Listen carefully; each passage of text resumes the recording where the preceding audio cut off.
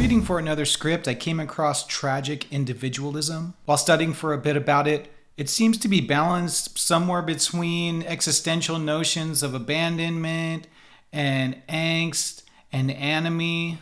Individuals become disassociated from the expectations of the society they live in, generating existential angst. But in this case, there's an added element where fate has its say. I think we all feel this way because each of us has a condition where we believe or stand behind something that most of the people we have met don't understand or accept. It's just a condition of being an individual in a group. There's no way to stop it. There's never going to be a perfect conforming group, although there could be a good balance between individuality and conformity that persists enough to limit this kind of alienation for the individual. A culture where individuality is cherished, I think, is the ideal culture. But of course, there's limits. With the paradox of tolerance, we have to consider destructive thought processes that seek to eliminate individuality and cannot be allowed to persist under the banner of individuality. But universal necessity always has to be the basic minimum and should probably be adhered to as a maximum also. A shiny central gem robustly providing necessity for all without fail, but keeping itself limited to only that task. Individuality is the state or quality of being an individuated being, a person separated from everything with a unique character, processing their own goals and desires in comparison to other people. Individualism is sometimes associated with artistic and bohemian interests and lifestyles where there's a tendency towards self-creation and experimentation, as opposed to tradition or popular mass opinions and behaviors. It's also associated with humanist philosophical positions and ethics.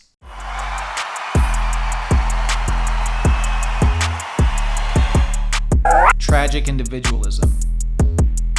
Tragic individualism is a philosophical and literary concept that explores the tension between individual freedom and the constraints of societal or existential forces. It emphasizes the struggles of individuals as they seek personal meaning, identity, and autonomy, often in the face of overwhelming challenges or inevitable fate. Tragic individualism is often explored in literature, philosophy, and art. Notable examples include the works of Nietzsche, Kierkegaard, Camus, and characters in novels by Dostoevsky and Melville. Here's some key aspects of tragic individualism: isolation and alienation. Personal isolation. Tragic individualism often highlights the individual's sense of isolation from society and other people. This can manifest as a deep feeling of alienation, where the person feels disconnected from others and misunderstood by the larger community. Existential solitude. It also touches on existential themes where individuals grapple with inherent loneliness of human existence, seeking purpose and meaning in a world that seems indifferent to their struggles. Struggle for autonomy. Quest for freedom.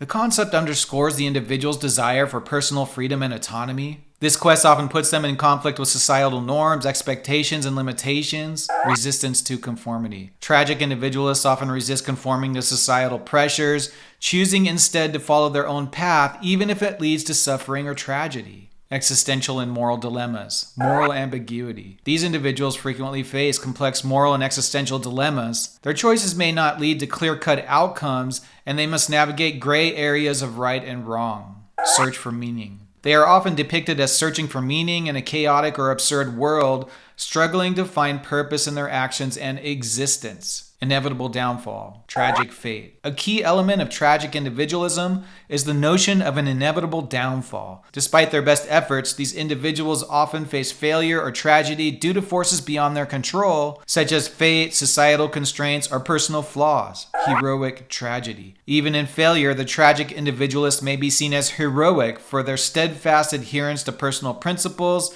and their courage in facing overwhelming odds. Literary and philosophical roots. Classical tragedy. The roots of tragic individualism can be traced back to classical tragedies, where protagonists often face their doom while striving to assert their individuality. Existentialism and romanticism. Philosophical movements like existentialism and romanticism have also contributed to the development of this concept, emphasizing individual experience, emotion, and the quest for authenticity. I don't know what it is about this concept of tragic individualism. I wanted to cover it because I felt we were all suffering from the same condition of tragic individualism in some way. There's some push and pull inside us that wants to do something different than what other people do. We might buy some shoes that we like, then notice everybody else has them, then we don't like them anymore because we don't want to coincidentally fit in. Not even by accident do we want to fit in. We don't want to be extreme, but we also don't want to follow. There's also people out there who won't take the risk to do something first. They're always looking to other people to pick what they like, rather than starting their own thing and going with it. So the tragic individualist is going to be the person who,